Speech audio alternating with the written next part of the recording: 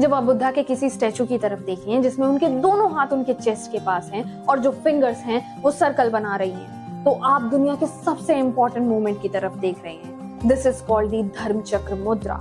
संस्कृत में धर्म चक्र का मतलब होता है द व्हील ऑफ धर्मा।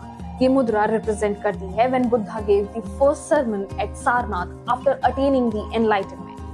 ये वो मोमेंट था जब बुद्धा ने अपनी टीचिंग्स वर्ल्ड के साथ शेयर करना शुरू किया था। इसीलिए इस मुद्रा को कहते हैं टर्निंग द व्हील ऑफ धर्मा।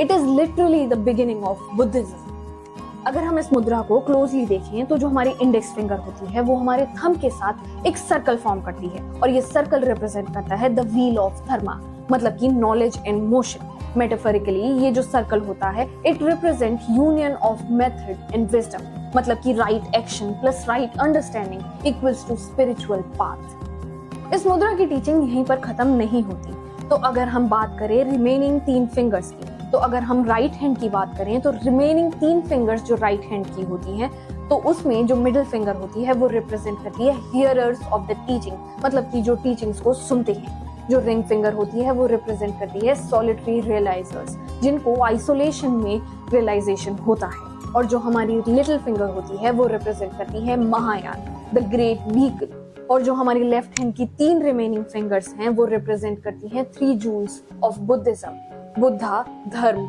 और संघ। एंड अगर इसकी सबसे ब्यूटीफुल डिटेल देखें तो ये मुद्रा हमेशा हार्ट के पास बनाई जाती है, मतलब लिटरली बुद्धा के हार्ट से निकली हुई टीचिंग्स।